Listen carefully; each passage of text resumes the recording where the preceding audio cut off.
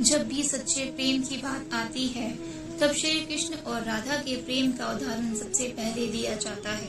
श्री कृष्ण बचपन से ही राधा को प्रेम करते थे, लेकिन जब मामा कंस ने बलराम और कृष्ण को मथुरा में आमंत्रित किया था तो राधा पहली बार भगवान श्री कृष्ण से अलग हुई थी। श्री कृष्ण के जाने की खबर जब वृंदावन के वासियों ने सुनी तब वह बहुत दुखी हो गए। जब श्री कृष्ण मथुरा जा रहे थे तो उससे पहले वो राधा से मिले थे। कृष्ण ने राधा से वादा किया था कि वह वापस आएंगे। उन्होंने राधा से कहा था कि वह भले ही उनसे दूर जा रहे हैं, लेकिन उनके मन में हमेशा ही राधा रहेगी। लेकिन उनके पास कृष्ण कभी वापस नहीं आए।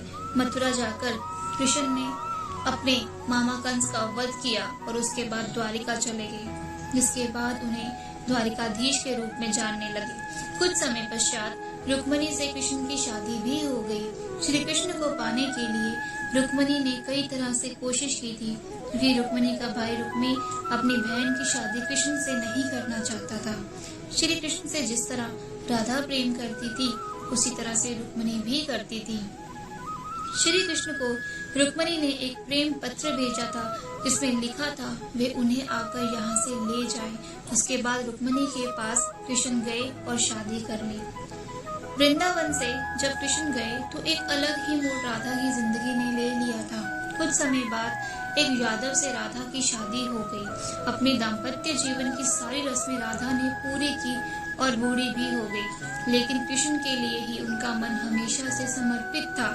राजा जब अपने सारे कर्तव्यों से मुक्त हो गई तो वह अपने प्रियतम कृष्ण से अंतिम बार मिलने द्वारिका पहुंची।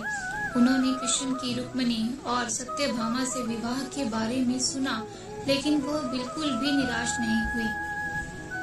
राधा को जब कृष्ण ने देखा तो वह बहुत ही खुश हुए।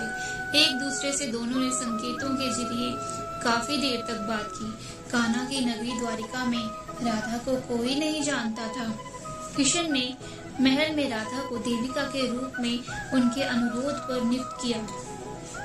महल में दिन भर राधा रहकर सारे काम करती थी। जब राधा को मौका मिलता था तो वह कृष्ण के दर्शन करती थी, लेकिन महल में राधा श्री कृष्ण के साथ पहले जैसा आध्यात्मिक जुड़ाव महसूस नहीं कर पा रही थी, जैसा उनसे दूर रहने पर कर पा रही थी। इसी वजह से वह महल से दूर चली गई। ऐसा फैसला उन्होंने इसलिए लिया ताकि दूर जाकर वह श्री कृष्ण के साथ द्वारा आत्मीय संबंध स्थापित कर सके। जैसे जैसे समय बीतता गया राधा अकेली और कमजोर हो गई। उस समय भगवान श्री कृष्ण की आवश्यकता राधा को महसूस हुई।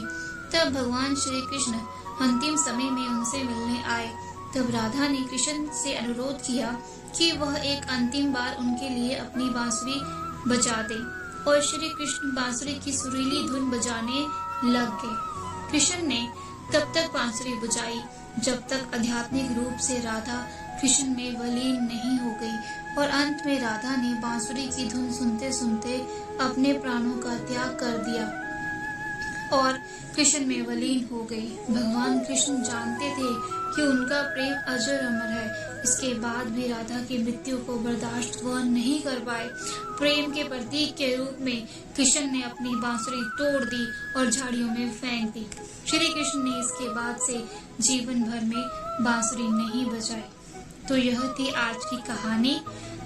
धन्यवाद।